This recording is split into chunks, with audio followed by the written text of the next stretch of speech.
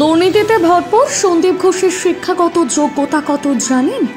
ঝুলিতে রয়েছে ইয়া বড় বড় ডিগ্রি। জীবনে পেয়েছেন এত সাফল্য। মিস্টার ডাক্তারের শিক্ষাগত যোগ্যতা শুনলে আপনার লজ্জা লাগবে। আরজিকর কাণ্ডের দেশ পৃথিবীর কোনায় কোনায় পৌঁছে গিয়েছে। রীতিমতন অগ্নিগর্ভ হয়ে উঠেছে বাংলা। কাদম্বিনীকে কেন্দ্র করে আজ যে খবর উঠে আসছে তা বাংলার জন্য অত্যন্ত নিন্দনীয় এবং লজ্জাজনক। রাজ্যের গায়ে চিকিৎসা ক্ষেত্রের গায়ে আজ কলঙ্কের ঘা সৃষ্টি করেছে আরজিকর। আর এই আরজিকর কাণ্ডে জড়িত উত্তম ব্যক্তি সন্দীপ ঘোষের নাম বারংবার উঠে আসছে। আপাতত সন্দীপকে গাধার মতন ছোটাচ্ছে সিবিআই। শুধু তাই নয়, সমাজ মাধ্যমেও তাকে নিয়ে ছিছি চিৎকার উঠছে।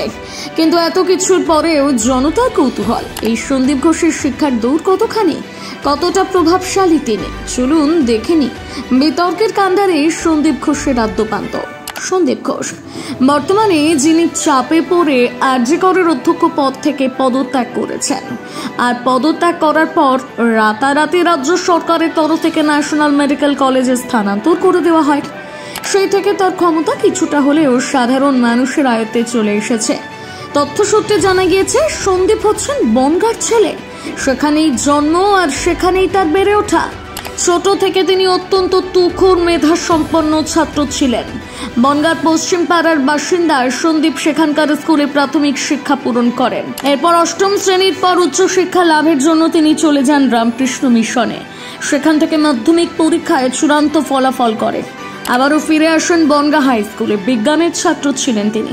1989 সালে তিনি উচ্চ মাধ্যমিক পরীক্ষায় 79.7% নম্বর পেয়ে সকলকে রীতিমতন তাক লাগিয়ে দেন।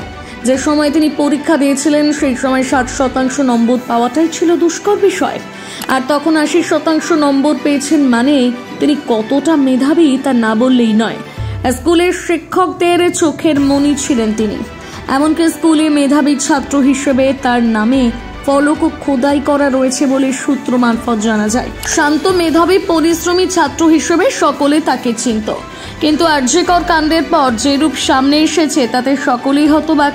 উচ্চ মাধ্যমিকে অভাবনীয় সাফল্য পাওয়ার পর ডাক্তারি প্রবেশিকা পরীক্ষায় অংশগ্রহণ করেন এবং সেখানেও ভালো ফল করে ডাক্তারিতে পড়ার সুযোগ পেয়ে যান। আরজিকরে তিনি ডাক্তারি পড়ার সুযোগ পেয়েছিলেন। অদম্য পরিশ্রম, ডাক্তার হওয়ার জেদ তাকে এত দূর নিয়ে আসে। 1994 সালে ডাক্তারি পাশ করেন। এরপর ধীরে ধীরে নানান জায়গায় প্রশিক্ষণ নিয়ে হয়ে ওঠেন একজন নামকরা ডাক্তার। চিকিৎসা ক্ষেত্রে বিভিন্ন ভূমিকায় দেখা যায় তাকে। একসময় কলকাতা ন্যাশনাল মেডিকেল কলেজে ভাইস প্রিন্সিপালেরও দায়িত্বে ছিলেন তিনি। যদিও ডাক্তারি পাশ করার পর তাকে হোঁচট খেতে হয়নি। প্রথমে ন্যাশনাল মেডিকেল কলেজ, তারপর 2021 সালে আরজিকরের প্রিন্সিপাল পদে নিযুক্ত হন।